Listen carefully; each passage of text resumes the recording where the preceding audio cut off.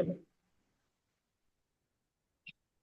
हमें लेना है अनेकांत का सैद्धांतिक पक्ष स्याद्वाद। ठीक। उसके पहले देखिए, अनेकांतवाद की व्याख्या हमने क्या की थी।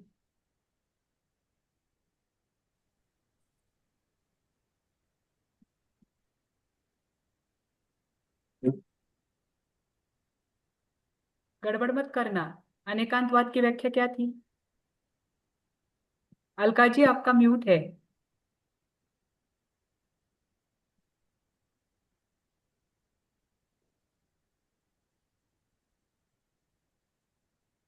जो वस्तु के परस्पर विरोधी गुण धर्म है, उनमें एकता दिखाने का कार्य करता है अनेकांतवाद।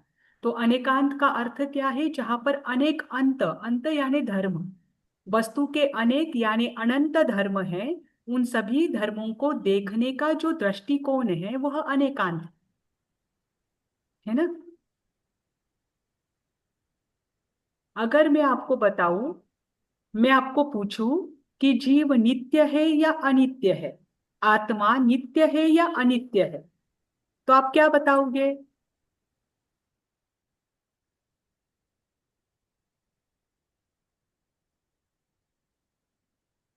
आत्मा नित्य है मैम। हाँ, देखो, जीव क्या है, नित्य है। नित्य का अर्थ क्या होता है इंदिरा जी। परमानेंट। जो परम रहता है वो नित्य है। जो हमेशा जीव रहने वाला है ना। हमेशा है रहेगा, ना, जो शाश्वत। हमेशा रहेगा शाश्वत। उसे नित्य शाश्वत। कहेंगे। जिस जो अवस्था शाश्वत में, है वो नित्य है। बराबर, जो शाश्वत है मतलब हमेशा रहने वाला है वह नित्य है। अगर आप प्रत्येक वस्तु को कहोगे, जैसे आत्मा नित्य है, आत्मा नित्य कहोगे, तो आत्मा के जन्म मरण वगैरह आप मानोगे या नहीं मानोगे। नहीं होते हैं। अगर आप वस्तु को सर्वथा नित्य मानते हो, तो उसमें नित्य नए अवस्था की उत्पत्ति और पूर्व अवस्था का विनाश आप कैसे दिखाओगे। जैसे संसार में आत्मा नित्य है ना, पर आत्मा नित्य होते हुए भी उसकी नई नई पर्यायों को वो धारण कर रहा है। तो अगर आत्मा नित्य हुई तो उसकी पर्याय भी आपको नित्य माननी पड़ेगी, और पर्याय कभी नित्य नहीं होती, पर्याय हमेशा अनित्य होती है। तो सांख्य दर्शन जहां ये कहता है कि आत्मा नित्य है, और बौद्ध दर्शन जहां ये कहता है कि आत्मा क्षणिक है, वो दोनों भी एकांत पक्ष होते हैं, ऐसा जैन दर्शन कहता है। जैन दर्शन मेटाफिजिक्स के अंतर्गत एक द्रव्य के गुण भी बताता है और पर्याय भी बताता है ना। आपने सुना है ना, सीखा है मेटाफिजिक्स में कि प्रत्येक द्रव्य के गुण होते हैं। गुण होते हैं उसके सहभावी। सहभावी का अर्थ क्या होता है। तो मतलब कहने का मतलब द्रव्य की अपेक्षा से तो नित्य हुआ और पर्याय की अपेक्षा से अनित्य हुआ। हाँ, बराबर, है ना। पर अभी मुझे ये बताइए, सहभावी का अपेक्षा, सहभावी का अर्थ क्या होता है। जो साथ साथ में रहता है। हाँ, तो गुण, आत्मा के कोई भी गुण द्रव्य के साथ साथ रहता है, इसीलिए गुण सहभावी होता है। और पर्याय क्या होती है, एक के बाद एक आती है। जब नवीन पर्याय की उत्पत्ति होती है तो पिछली पर्याय का विनाश होता है, इसीलिए पर्याय होती है क्रमभावी, है ना।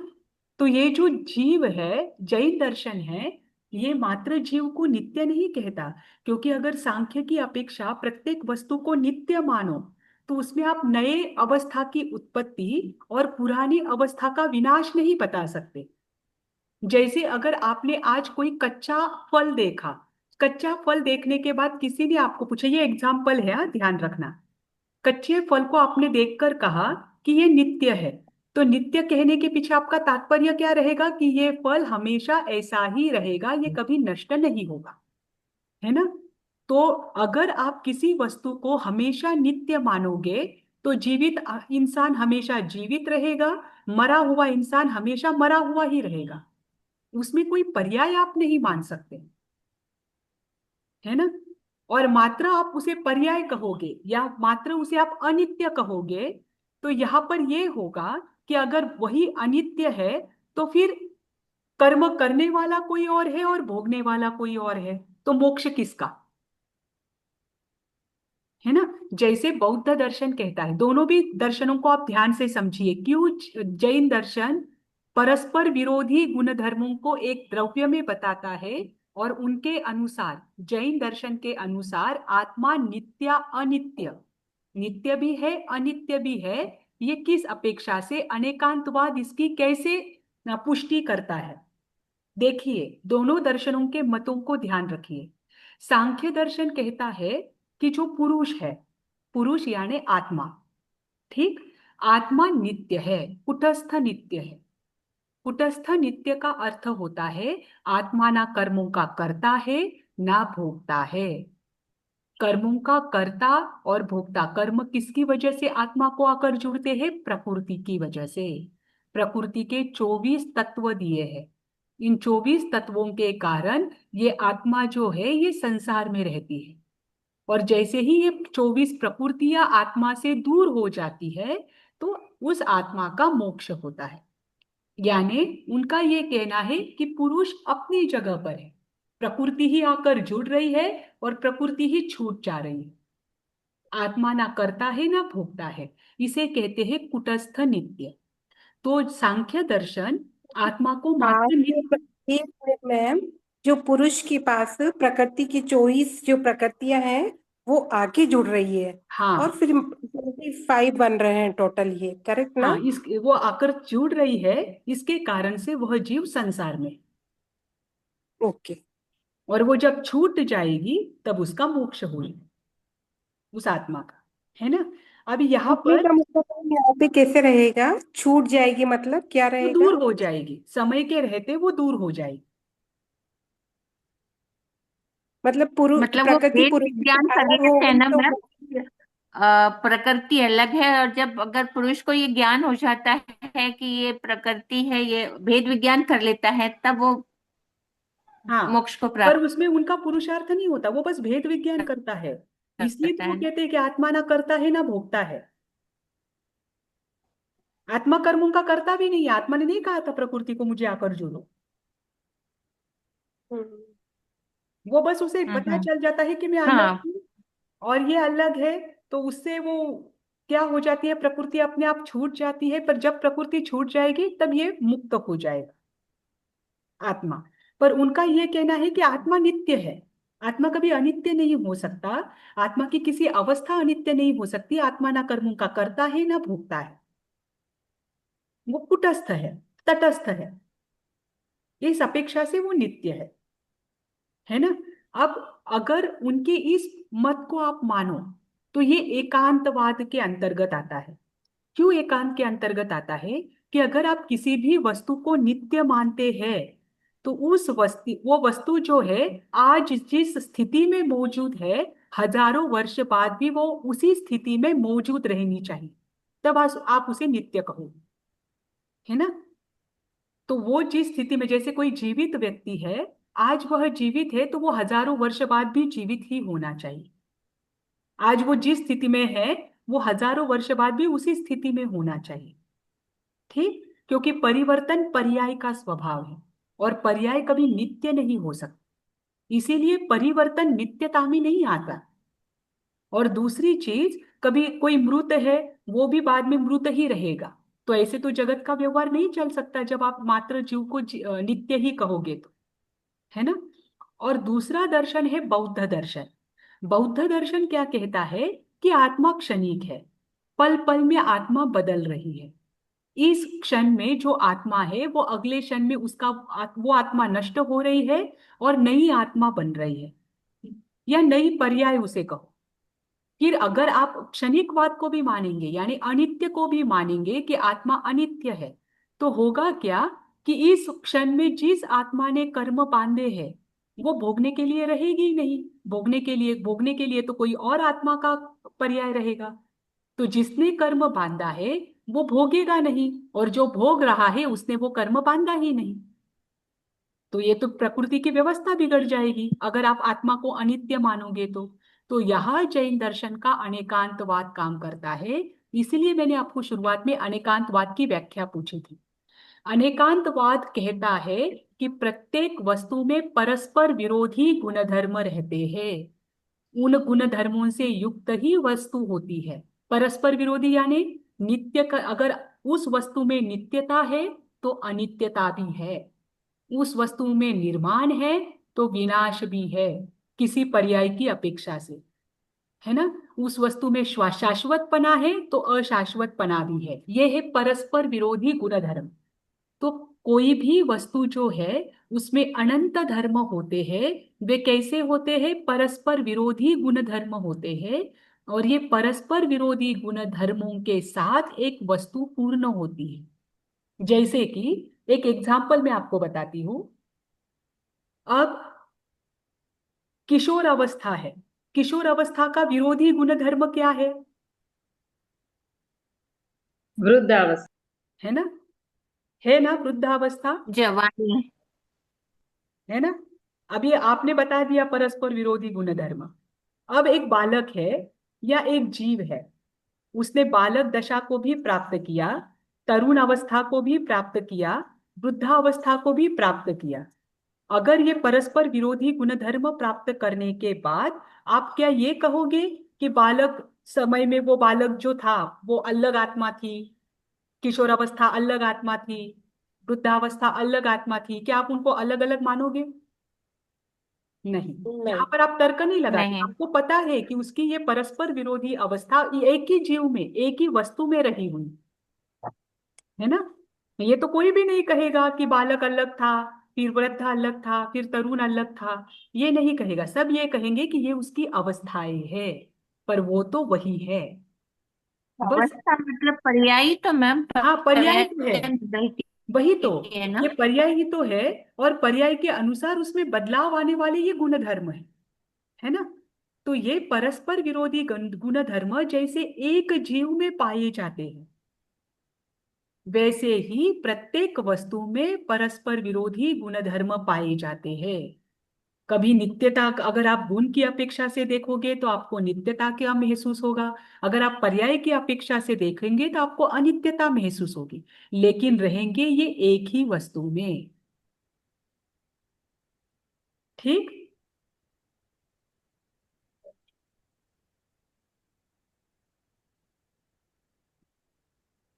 अब अनेकांतवाद के भेद देखिए। अनेकांत दो प्रकार का होता है, किसी भी आप अनेकांत नहीं कह सकते। उसके लिए बताया है कि एक है सम्यक अनेकांत, एक है मिथ्या अनेकांत। और दूसरी अपेक्षा से अनेकांत के और दो भेद होते हैं, क्रम अनेकांत, अक्रम अनेकांत। दोनों के मैं आपको मतलब बताती हूं। देखो, आप वस्तु स्वरूप में अनंत धर्म बता रहे हो, अनंत गुण बता रहे हो, अनंत पर्याय बता रहे हो, है ना। जैन दर्शन कहता है कि प्रत्येक वस्तु में अनंत धर्म है, अनंत गुण है, अनंत पर्याय है। पर ये पर्याय की, गुण की और धर्म की जो बात कही है वो यथार्थ हो तब वह अनेकांत, सम्यक अनेकांत कहलाता है। ऐसे नहीं है कि आप कुछ भी बोल दो, कुछ भी उठा लो, कोई भी गुणधर्म उठा लो और किसी भी वस्तु के साथ जोड़ दो, ऐसा नहीं है। उस वस्तु का अगर वास्तव में वह गुण धर्म है, उसका वास्तव में वह धर्म है, गुण है या पर्याय है, ये अनंत पर्याय अगर वास्तव में उस वस्तु की है और उसी के अनुसार आप सोच रहे हो, आपका दृष्टिकोण रख रहे हो, तो ये सम्यक अनेकांत है। मतलब वस्तु स्वरूप में जिन गुण धर्मों की आप चर्चा कर रहे हो वो यथार्थ होनी चाहिए। यथार्थ यानी जो जैसी वस्तु है उसी के अनुरूप होनी चाहिए, सत्य होनी चाहिए, तब अनेकांत सम्यक अनेकांत कहलाता है।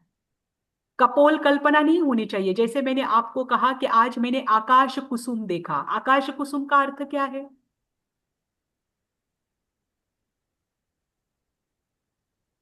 आकाश कुसुम का अर्थ क्या होता है? आकाश का फूल। आकाश आकाश में आकाश में रहा फूल हुआ देखा। फूल। हाँ, फूल। आकाश में, अभी आकाश कुसुम मैंने आज देखा तो आप उसे सत्य मानोगे क्या? नहीं। कैसे हो सकता नहीं। है आपको मतलब कोई कपोल कल्पना नहीं होनी चाहिए, वो वास्तव में उस वस्तु का गुण होना चाहिए, धर्म होना चाहिए और उसकी पर्याय होनी चाहिए। तब उसकी अगर दृष्टिकोण और उसकी चर्चा करते हैं तब वह सम्यक अनेकांत कहलाता है। ठीक। और अगर वो अयथार्थ रूप से आप उन गुण धर्मों की और पर्यायों की चर्चा कर रहे हो तो वो मिथ्या अनेकांत है।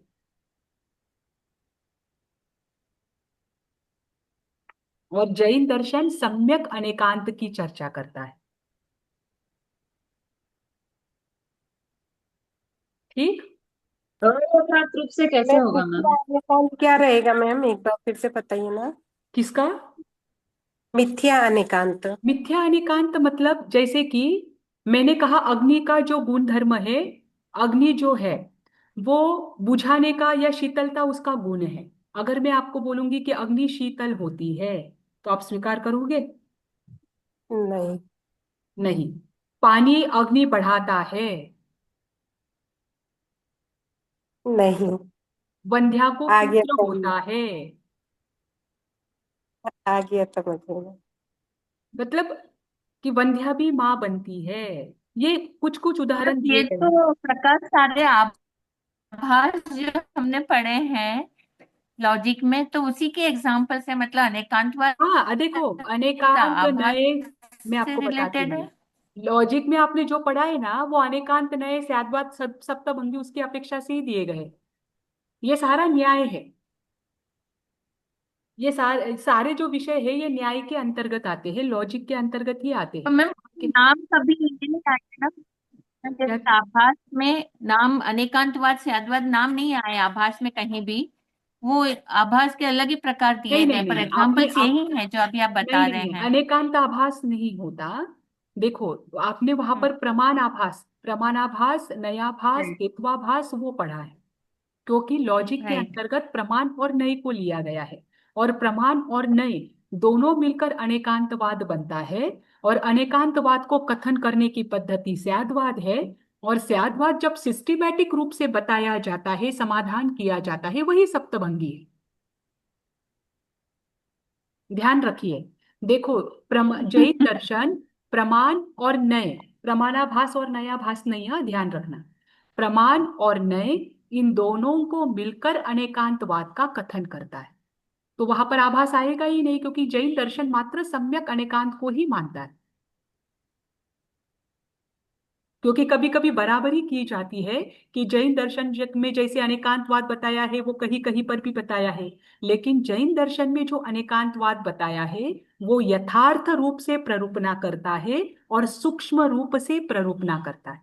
इतनी सूक्ष्मता के साथ किसी ने भी अनेकांतवाद की चर्चा नहीं की है। और वास्तविक स्थिति को, उनके गुण धर्म और पर्याय को समझकर उस अनेकांतवाद की प्ररूपणा करने वाला कोई ग्रंथ नहीं है।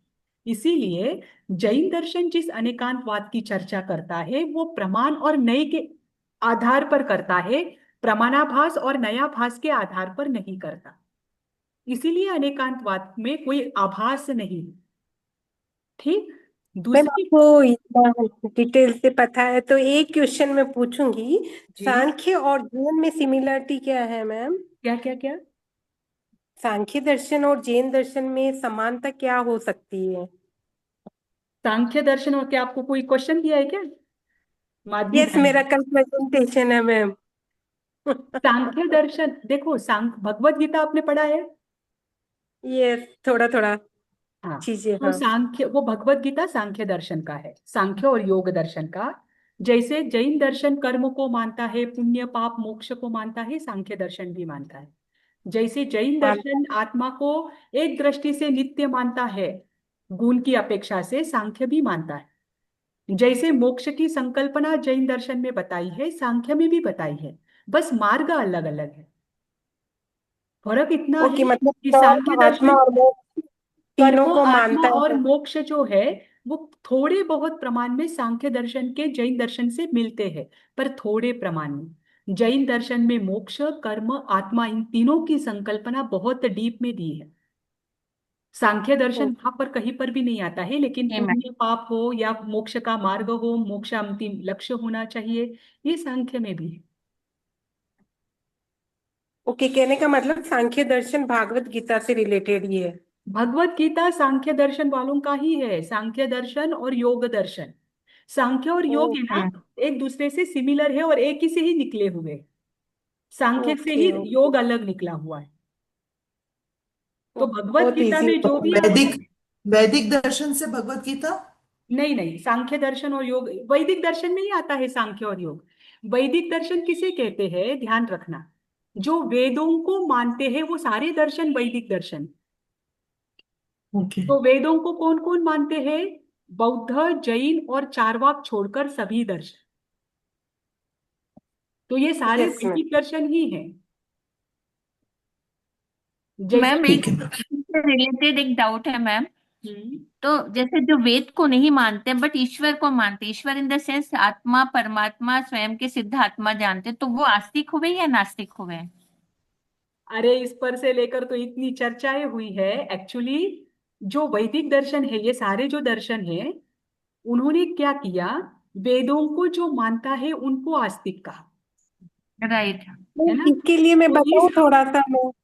नहीं नहीं नहीं, आप उस बात को समझिए।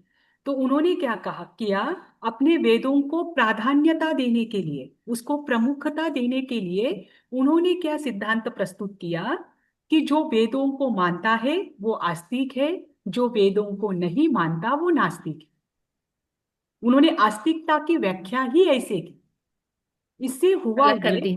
हाँ, तो इससे हुआ ये कि उनकी अपेक्षा से तीन दर्शन नास्तिक बन गए। तीन दर्शन कौन से, जैन, बौद्ध और चारवाक, क्योंकि ये तीनों भी दर्शन वेदों को नहीं मानते थे। फिर उसके बाद उस पर बहुत सारा खंडन हुआ कि आप वेदों की प्रामाण्यता सिद्ध करने के लिए, या वेद आपके अपौरुषेय है, वेदों को प्रमुखता देने के लिए आप किसी दर्शन को आस्तिक या नास्तिक नहीं कह सकते। उस पर बहुत आचार्यों ने खंडन किया।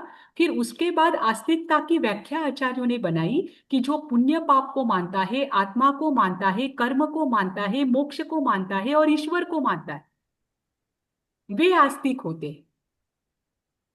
जो इनको नहीं मानता है वे नास्तिक होते हैं। फिर उसके आधार पर पुनः आस्तिक और नास्तिक में भेद किए। तो आस्तिक दर्शन में जैन और बौद्ध भी आ गए, मात्र एक चारवाक दर्शन ऐसा रहा जो नास्तिक। Right ma'am. कारण मैम मेरा प्रेजेंटेशन जैन धर्म, सांख्य और बौद्ध दर्शन तीनों का तुलनात्मक अध्ययन है मैम। हाँ, तो आप तो आराम से कर लोगे फिर, आपको क्या दिक्कत। नहीं नहीं मैम, तो इसीलिए उसमें मैं नास्तिकता और नास्तिकता की बात हो रही थी, इसलिए मैंने नहीं, कहा आप क्लियर बता कर लूं। सकते हो, बता सकते हाँ। हो कि आस्तिक किस अपेक्षा से जैन और बौद्ध आस्तिक है, राइट। और उन्होंने किस अपेक्षा से ये व्याख्या की थी, ये जो कि गलत है। वेदों की अपेक्षा राइट से आप किसी मैम, को लिखा आस्तिक तो है नहीं। मैंने, पर मैं थोड़ा सा, मैंने कहा कंफर्म कर लूं, हालांकि मैंने बुक्स ही रेफर की है, पर मैंने कहा एक बार आपसे भी पूछ लूं कि बोल सकती हूँ ना मैं आस्तिक और हाँ हाँ नास्तिक के हाँ, बोल लिए? सकते हो, कोई दिक्कत नहीं, क्योंकि आप जैन बौद्ध को लेकर भी बोल रहे हो ना। और सांख्य है ना तीसरा। जी। हाँ, तीसरा सांख्य हाँ, है। तो सांख्य तो वैसे भी आस्तिक, आप उनमें तुलनात्मक अध्ययन करोगे तो सांख्य दर्शन ये आस्तिकता में क्यों आते हैं, उस समय वेदों की अपेक्षा से क्यों उन्होंने जैन और वही बौद्ध तो। को नास्तिक कहा है, वो भी ये। आएगा। और ईश्वर की अपेक्षा से, पुण्य पाप मोक्ष की अपेक्षा से तीनों भी आस्तिक है, ये भी आएगा, राइट। है ना। हाँ, अब इसके बाद देखिए दूसरे जो दो प्रकार बताए थे मैंने अनेकांत के, वे कौन से थे, क्रम अनेकांत, अक्रम अनेकांत। क्रम का अर्थ क्या होता है, एक के बाद एक, और अक्रम का अर्थ क्या होता है, साथ में चलने वाला। जब वस्तु के गुण समूह को लक्ष्य में रखकर, वस्तुओं के प्रत्येक वस्तु द्रव्य रूप है, और द्रव्य के सहभागी होते हैं उसके गुण, जो हमेशा उसके साथ रहते हैं। तो जब किसी भी वस्तु को आप गुण समूह को लक्ष्य में रखकर, जब उन गुणों की अपेक्षा से उस वस्तु का आप समग्र चिंतन करते हो, ध्यान रखना, वापस सुनिए। कोई भी वस्तु है, अनेकांतवाद क्या करता है, किसी भी वस्तु के सभी दृष्टिकोणों को या सभी ओर से किसी भी वस्तु का अध्ययन करता है ना। अब आप अनेकांतवाद से एक वस्तु को देख रहे हैं, आप एक वस्तु को समझना चाहते हो सभी दृष्टिकोणों से। तो उस वस्तु के गुण के आधार पर आप समझने का जब प्रयास करते हो, तब वह अनेकांत अक्रम अनेकांत कहलाता है। जैसे मैं आत्मा हूं और मैं आत्मा को समझना चाहती हूँ, आत्मा द्रव्य है, और आत्मा को समझने के लिए मैं आत्मा के गुणों का चिंतन कर रही हूँ कि आत्मा में अनंत ज्ञान है, आत्मा में अनंत दर्शन है, आत्मा में अनंत चारित्र है, अनंत वीर्य है, अनंत सुख का उपभोक्ता है।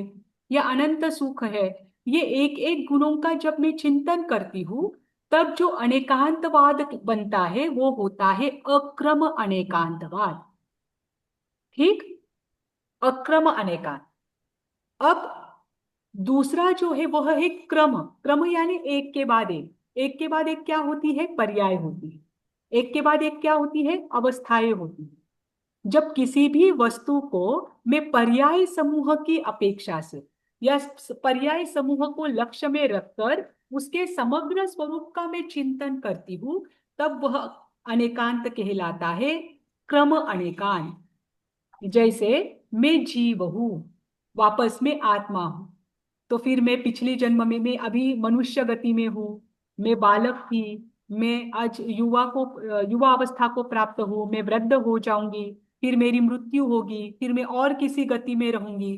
तो पर्यायों की अपेक्षा से मैं आत्मा का सोच रही हूँ कि मैं किस अपेक्षा से यहाँ पर हूँ, मैं किस अपेक्षा से वहां पर थी, मैं यहाँ पर क्यों आई, मैं कहाँ से आई, तो वहां मैंने कौन से कर्म किए थे, यहाँ आकर मैं कौन से कर्म करूं। ये जो चिंतन मनन चलता है पर्यायों को ध्यान में रखते हुए, और तब आत्मा को जाना जाता है कि आत्मा कहाँ कहाँ पर थी, उसको कौन कौन से कर्मों के कारण कहाँ कहाँ जाना पड़ा।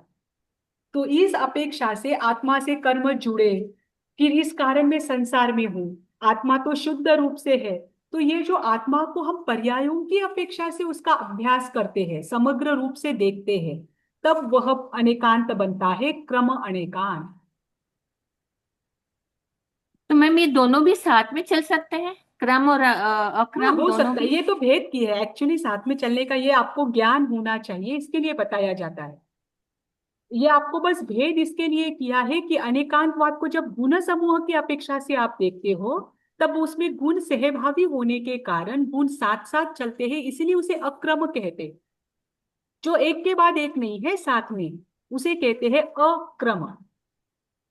और अगर आप पर्यायों की अपेक्षा से देखते हो तो पर्यायी हमेशा क्या होती है, एक के बाद एक आती। इसीलिए उस समय जब आप अनेकांत दृष्टि से देखते हो, वो भी अनेकांत दृष्टि है कि एक के बाद एक की अवस्थाओं को आप देखते हो, तो वो क्रमानेकांत है। जैसे कि मैंने थोड़ी देर पहले बताया कि एक बालक है, वही युवावस्था को प्राप्त हो रहा है, वही वृद्धावस्था को प्राप्त हो रहा है, तो उस समय आप वो बालक अलग अलग है ये नहीं बताओगे। ये भी अनेकांतवाद का कथन है कि वो बालक एक ही है, उसकी पर्याय बदल गई है। तो अनेकांतवाद इस दृष्टि से भी देखता है, और अनेकांतवाद गुणों की दृष्टि से भी देखता है। ये दोनों भी अनेकांतवाद के ही विषय है। पर जब पर्यायों के समूह से अनेकांतवाद के दृष्टिकोण को देखा जाता है, तब वह क्रम अनेकांत होता है, और जब गुणों की अपेक्षा से देखा जाता है तो वह अक्रम अनेकांत होता है। मतलब इससे आपको ये क्लियर होगा कि अनेकांत के विषय धर्म भी है, गुण भी है, और पर्याय भी है। Yes ma'am. जैसे हाथी का दृष्टांत आपको अनेकांत के लिए दिया जाता है।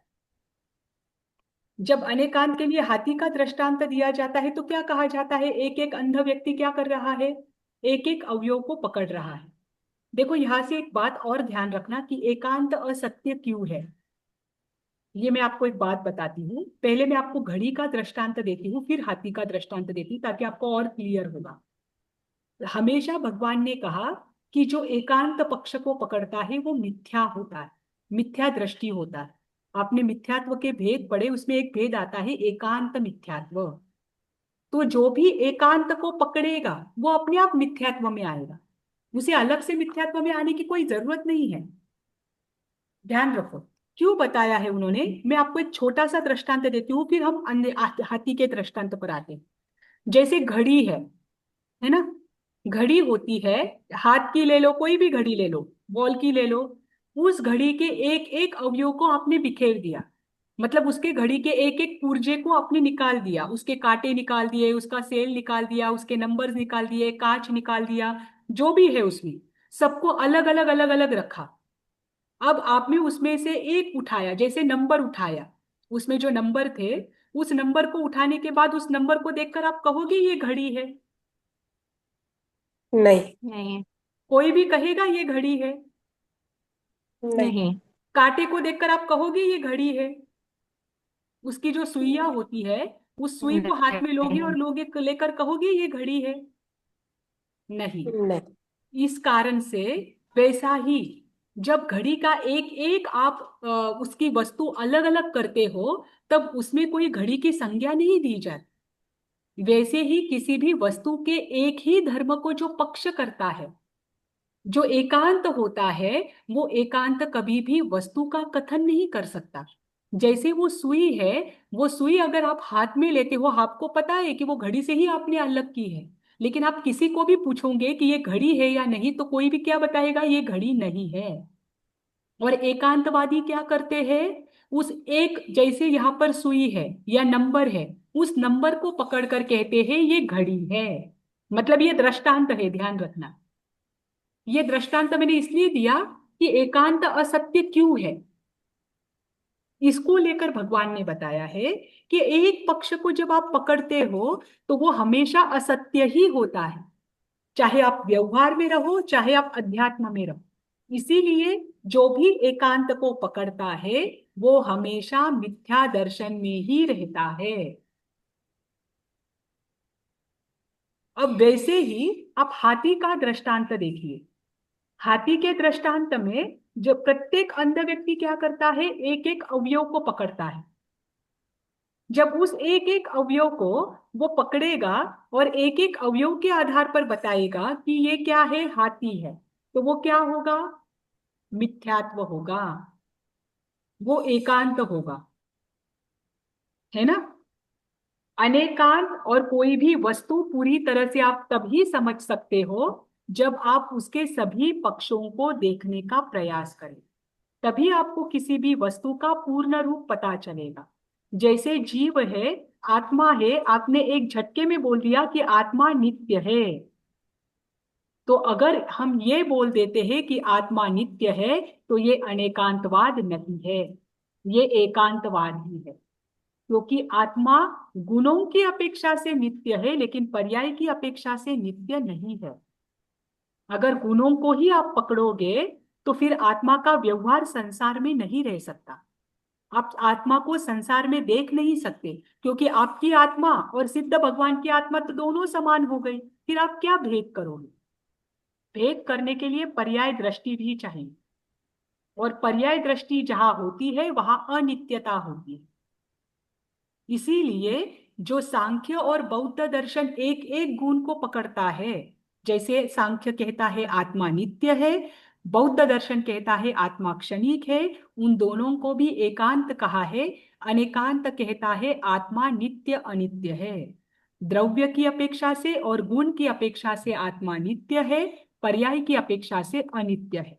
और उसी के बाद जब आप इस आत्मा को जानोगे, इसके नित्य और अनित्यता को जानोगे, तभी आप सिद्ध और संसार में भेद कर पाओगे। तभी आप ये कह पाओगे कि इस शरीर के अंदर जो आत्मा है वो कभी नरक गति में भी थी, कभी देव गति में भी थी, और आगे भविष्य में कभी मोक्ष में भी जाएगी। ये तो किसकी? जैन दर्शन के हिसाब से आत्मा को नित्य नित्य कह सकते हैं, नित्य और हाँ, अनित्य जैन दोनों। दर्शन की अपेक्षा से देखो, इसके लिए दो संज्ञा आती है, एक तो नित्य अनित्य या फिर परिणामी नित्य। इसे परिणामी नित्य भी कहते हैं। तो जैसे मैंने कहा ना, सांख्य दर्शन कहता है आत्मा कुटस्थ नित्य है। कुटस्थ नित्य का अर्थ क्या होता है कि वो कुछ नहीं करता, जो भी करता है प्रकृति आकर करती है। पर जैन दर्शन कहता है आत्मा परिणामी नित्य है, यानी नित्य भी है गुणों की अपेक्षा से, पर्याय की अपेक्षा से अनित्य भी है। ये अनेकांतवाद का कथन है, और ये है परस्पर विरोधी गुणधर्म। ठीक, आज रिकॉर्डिंग शुरू की ना? हाँ, ठीक है। ठीक, अब आज मुझे आपका शुरू करना था स्यादवाद। एक मिनट,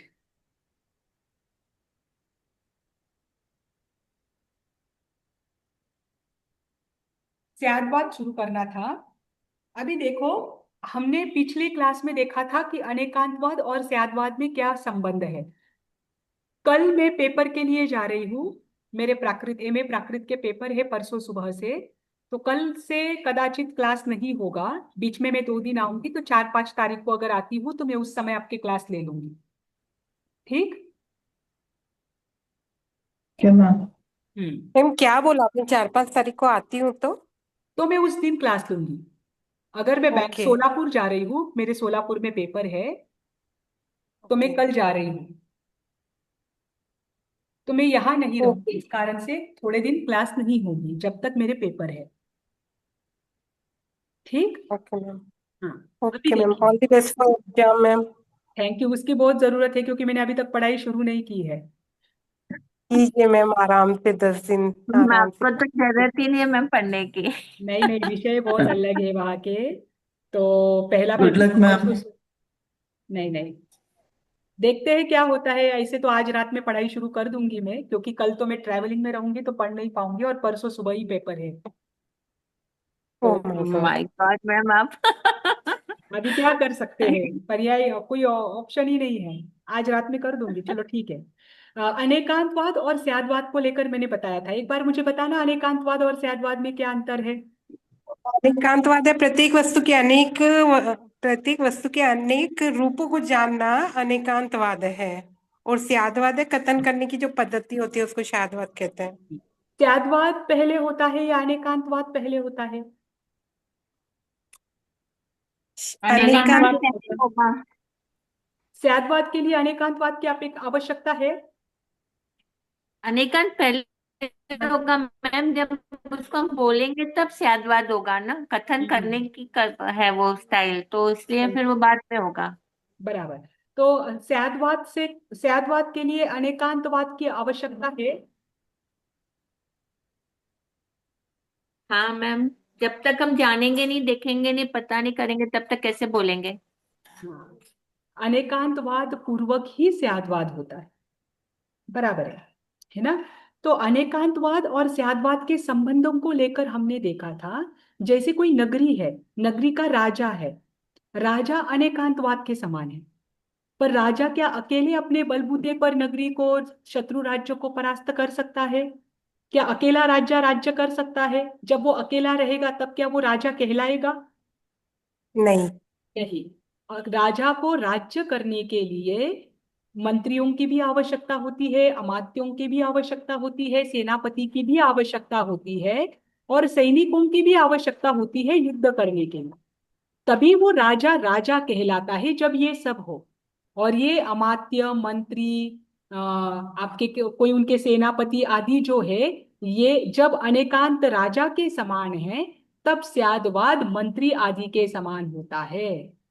आपने कभी सुना है कि सूर्य का रथ भ्रमण करता है? देखो, वैदिक परंपरा में एक बात आती है कि सूर्य का जो रथ है, सूर्य देवता का रथ, वो सारथी चलाता है, और वो दिन रात मतलब कंटिन्यू चलाता है, इसीलिए हमेशा सूर्योदय और सूर्यास्त समय पर होता है।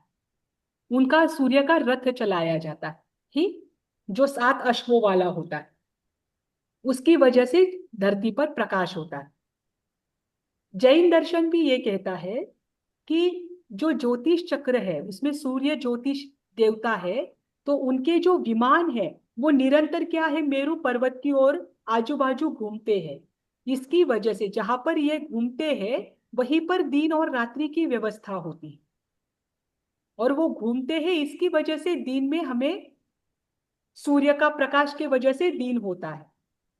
तो अगर वहां पर ये बात आती है कि जैसे सूर्य का रथ है, महत्व सूर्य का है, पर सूर्य को रथ जो चलाने वाला सारथी आदि है ये एक कल्पना है। हाँ, जैन दर्शन उसमें कोई रथ नहीं मानता है। जैन दर्शन के अनुसार सूर्य